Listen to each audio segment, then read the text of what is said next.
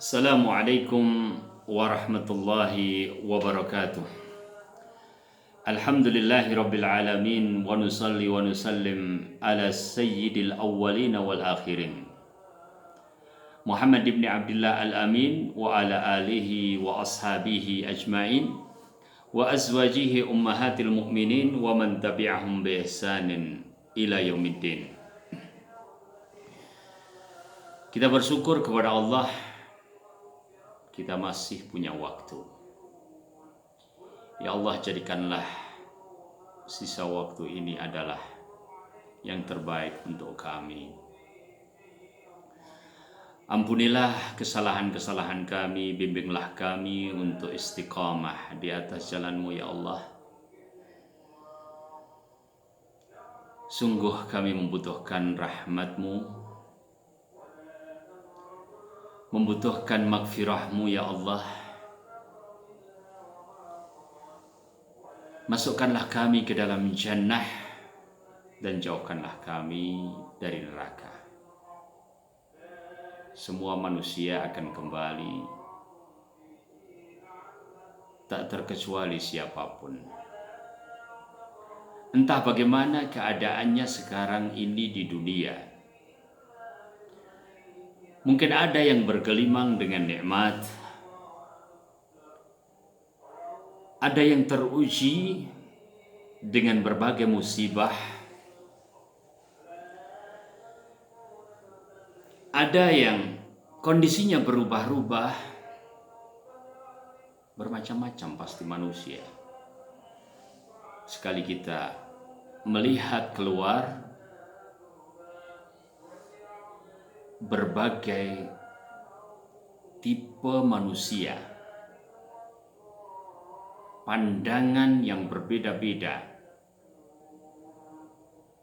amalan yang sangat beragam. Semua itu dicatat. Seandainya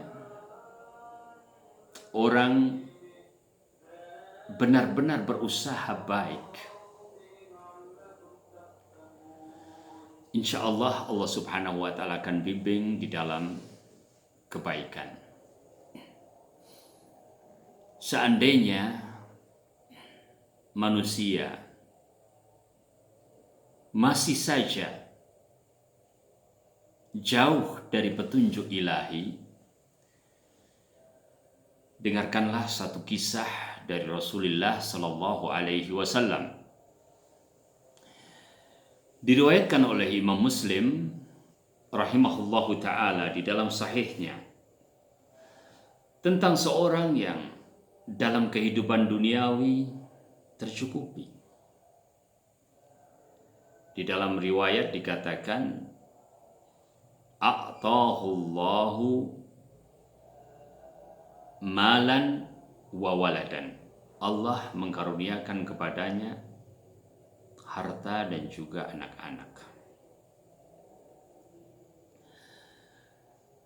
Bahkan harta yang cukup banyak ditunjukkan oleh berbagai riwayat, juga di dalam riwayat-riwayat Bukhari, selain riwayat Muslim rahimahumallahu ta'ala. Tapi ternyata memang kehidupan dunia ini tidak kekal. Dia yang sudah merasa memiliki begitu rupa hal yang bisa dikatakan nikmat duniawi, toh juga akan kembali kepada Allah. Disitulah cerita ini bermula. Saat Allah Subhanahu wa Ta'ala mengetuk hatinya karena dihadapkan kepada sebuah kepastian, mulutnya akan berhenti berbicara. Pandangannya nanti akan tertutup. Satu persatu fungsi itu pada waktunya akan tiba-tiba berhenti. Orang ini sadar karunia Allah Subhanahu wa taala. Subhanallah. Meski di detik-detik akhir dia sadar bahwa dia akan bertanggung jawab di hadapan Allah. Dan ini adalah kesadaran yang luar biasa. Allah memuji orang-orang yang takut terhadap azabnya. Di dalam surat Al-Ma'arij, Allah Subhanahu wa taala menyebutkan, "Walladzina hum min 'adzabi rabbihim musyfiqun." Dan orang-orang yang mereka itu takut terhadap azab Rabb mereka.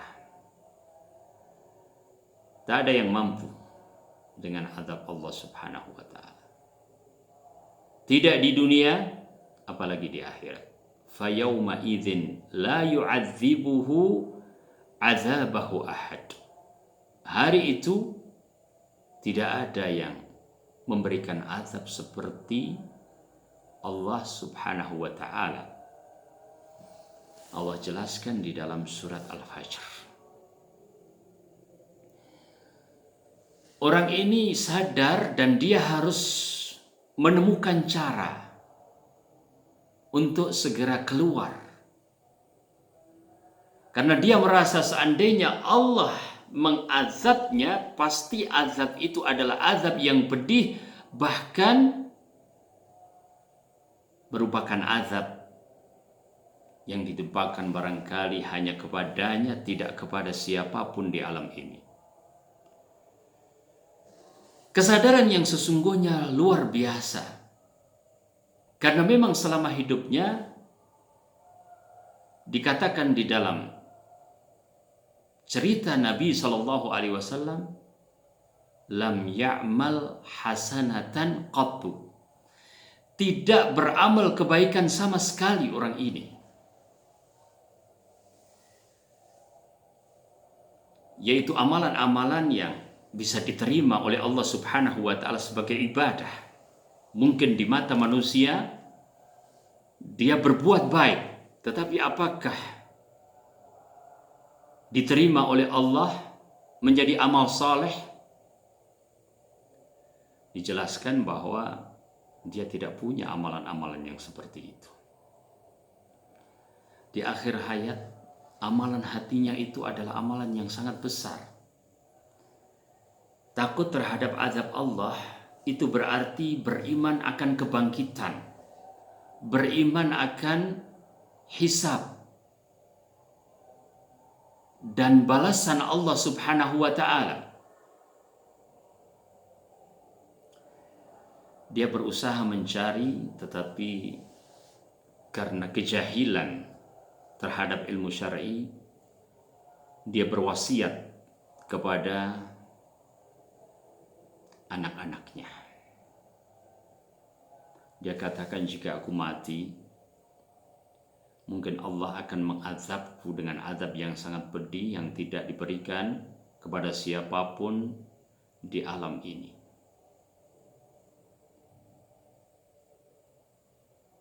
Maka bakarlah diriku, pesannya kepada anak-anaknya, jika sudah menjadi debu, separuh kalian buang di daratan di saat terik dan angin bertiup kencang.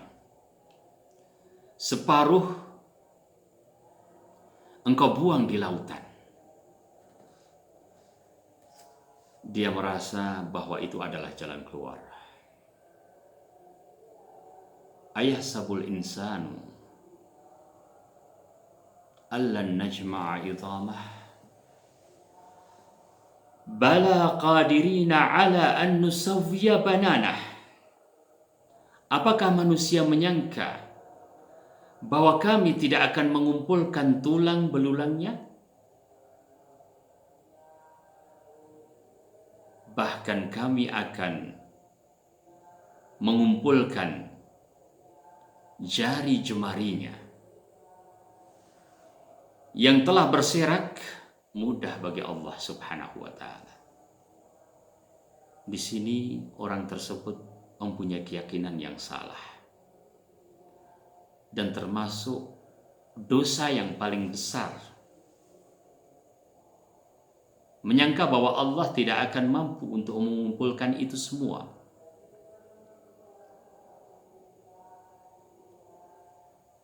Allah Subhanahu wa Ta'ala, sebagaimana diceritakan oleh Rasul Shallallahu Alaihi Wasallam, memerintahkan kepada bumi untuk mengumpulkan, memerintahkan kepada laut untuk mengumpulkan. Setelah terkumpul, maka dikatakan kepadanya, jadilah fulan, yakni orang tersebut. Dia berada di hadapan Allah. Dia ditanya oleh Allah Subhanahu wa Ta'ala.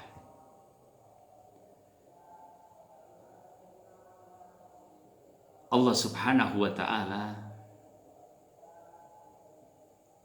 rahmatnya mendahului murkanya. Allah Subhanahu wa Ta'ala bertanya kepadanya, apa yang membuat dirimu melakukan itu? Dia menjawab, karena memang itulah yang ada pada dirinya. Khasyataka ya Rabb, takut kepadamu wahai Rabb. Wa anta a'lam, dan engkau lebih mengetahui. Inilah keutamaan orang itu. Manusia harus punya rasa takut kepada Allah Subhanahu wa Ta'ala. Dia itu lemah. Jangan terbuai dengan kehidupan dunia. Jangan ikut-ikutan dengan pikiran, cara pandang orang-orang kafir. Allah ceritakan jalan pikiran mereka itu seperti di dalam surat Al-Baqarah. وَلَا تَجِدَنَّهُمْ أَحْرَصَ النَّاسِ عَلَى حَيَاةٍ وَمِنَ الَّذِينَ أَشْرَكُوا يَوَدُّ أَحَدُهُمْ لَوْ يُعَمَّرُ أَلْفَ سَنَةٍ وَمَا هُوَ بِمُزَحْزِهِ مِنَ الْعَذَابِ أَن يُعَمَّرَ Wallahu basirum bima ya'malun.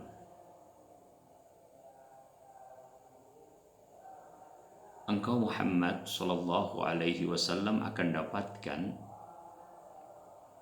orang-orang Yahudi itu sangat tamak terhadap kehidupan.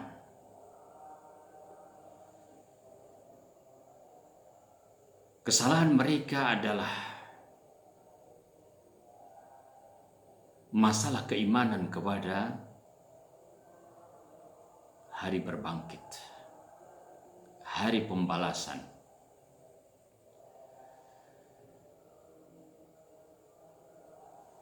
Maka mereka adalah orang-orang yang paling tamak terhadap kehidupan duniawi, bahkan melebihi ketamakan orang-orang musyrik.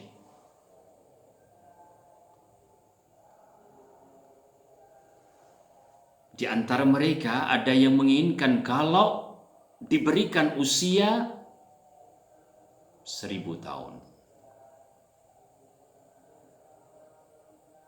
Padahal walaupun mempunyai usia sepanjang itu, kalau mereka tetap di dalam kekufuran,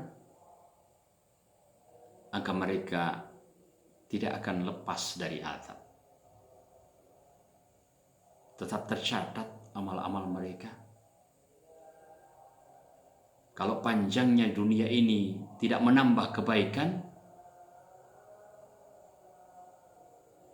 maka sebaiknya mereka tidak berkeinginan untuk dipanjangkan usia. Kalau panjangnya usia itu hanya untuk kemaksiatan dan dosa, maka itu menambah rentetan catatan amal yang harus dipertanggungjawabkan. Wallahu basirun bima ya'malun. Dan Allah Maha melihat atas apa yang mereka lakukan. Kita kembali kepada penuturan Nabi kita Muhammad sallallahu alaihi wasallam. Ketika orang itu menjawab bahwa yang menjadikannya berbuat seperti itu adalah ketidaktahuannya dan karena takut kepada azab Allah Subhanahu wa taala, maka Allah Subhanahu wa taala ampuni dosanya. Sungguh nasib yang baik, karunia yang luar biasa. Dan itu bermula dari amalan hati yang merupakan a'zamul ibadat, al-khauf, rasa takut. Yang dilakukannya itu salah dari sisi dia memerintahkan kepada anak-anaknya untuk membakarnya. Dan itu adalah a'zamul dzunub, meyakini yang demikian. Anak-anaknya juga salah karena wasiat yang bertentangan dengan syariat mestinya tidak dilaksanakan. Tetapi wallahu ta'ala alam, mungkin mereka juga tidak mengetahui itu. Yang jelas, di antara ibadah yang menyelamatkan dirinya adalah ibadah hati. Dan sebagian salaf mengatakan bahwa kita harus selalu beribadah kepada Allah dengan penuh harap dan juga rasa khawatir.